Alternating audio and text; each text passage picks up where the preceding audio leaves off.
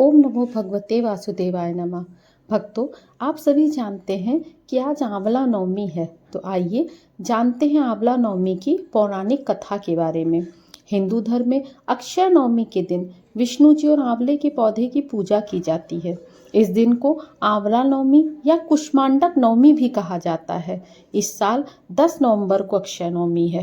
प्रत्येक वर्ष कार्तिक माह की शुक्ल पक्ष की नवमी तिथि को अक्षय नवमी मनाई जाती है।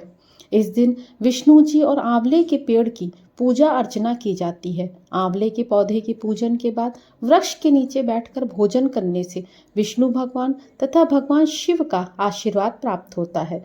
इस दिन आंवले के पेड़ की परिक्रमा भी की जाती है। कहा जाता है कि इससे साधक की सभी मनवांछित इच्छाएं पूरी होती हैं। इस दिन विष्णु जी ने कुष्मांडक नामक दैत्य को मारा था, इसलिए इस पर्व को कुष्मांडक नवमी भी कहा जाता है। आंवले के वृक्ष में देवी देवताओं का निवास माना जाता है। अक्षय नवमी के दिन दान पुण्य के कार्य भी अति शुभ फलदायी माने जाते हैं। कार्तिक माह के शुक्ल पक्ष में नवमी के दिन आंवला नवमी मनाई जाती है।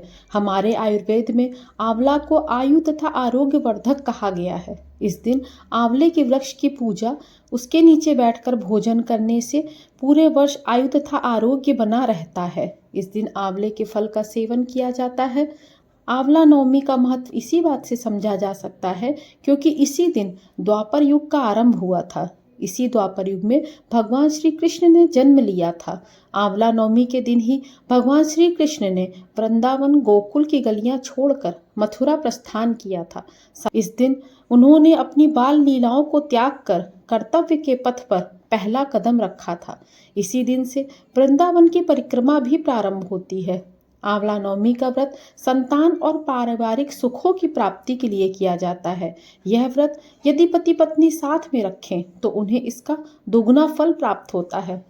आंवला नवमी के दिन स्नान करके सबसे पहले किसी आंवले वृक्ष के पास जाएं। उसके आसपास सफाई करके आंवला वृक्ष की जड़ में शुद्ध जल अर्पित करें। फिर उसकी जड़ में कच्चा दूध डालें। पूजा सामग्रियों से वृक्ष की पूजा करें और उसके तने पर कच्चा सूत या मौली 8 परिक्रमा करते हुए लपेटें। कुछ जगह 108 परिक्रमा भी की जाती है। इसके बाद परिवार के सुख समृद्धि की कामना करके वृक्ष के नीचे ही बैठकर परिवार मित्रों सहित भोजन किया जाता है। आंवला को वेद पुराणों में अत्यंत उपयोगी और पूजनीय कहा जाता है। आंवला का संबंध कनकधारा स्रोत से भी है। अब मैं आपको आंवला नवमी और शंकराचार्य की कथा सुनाती हूँ। एक कथा के अनुसार एक बार जगत गुरु आदि शंकराचार्य भिक्षा मांगने एक कुटिया के सामने रुके। वहां एक बूढ़ी औरत रहती थी जो अत्यंत गरीबी और दयनीय स्थिति में थी। शंकराचार्य की आवाज सुनकर वह बूढ़ी औरत बाहर आई। उसके हाथ में एक सूखा आंवला था। वह बोली, महात्मन, मेरे पास इस सूखे आंवले के सिवाय कुछ भी नहीं है जो आपको भिक्षा में दे सकूं। शंकराचार्य को उसकी स्थिति पर दया आ गई और उन्होंने उसी समय उसकी मदद करने का प्रण लिया। उन्होंने अपनी आंखें बंद की और मंत्र रूपी 22 श्लोक बोले। ये 22 श्लोक ही कनकधारा स्रोत के श्लोक थे। माँ लक्ष्मी ने उन्हें दिव्य दर्शन दिए। इससे प्रसन्न होकर माँ लक्ष्मी ने कहा कि शंकराचार्य, इस औरत ने अपने पूरे जन्म में कोई भी वस्तु दान नहीं की थी। यह अत्यंत कंजूस थी और मजबूरीवश कभी किसी को कुछ देना भी पड़ जाए तो ये बहुत बुरे मन से दान करती थी। इसलिए इस जन्म में इसकी यह हालत हुई है। यह अपने कर्मों का फल भोग रही है, इसलिए मैं इसकी कोई सहायता नहीं कर सकती। आदि गुरु शंकराचार्य ने देवी लक्ष्मी की बात सुनकर कहा, हे माता महालक्ष्मी, इसने पूर्व जन्म में अवश्य दान धर्म नहीं किया, लेकिन इस जन्म में इसने पूर्ण श्रद्धा से मुझे यह सूखा आंवला भेंट किया है। इसके घर में कुछ नहीं होते हुए भी इसने यह मुझे सौंप दिया। इस समय इसके पास यही सबसे बड़ी पूंजी है। क्या इतना भेंट करना पर्याप्त नहीं है?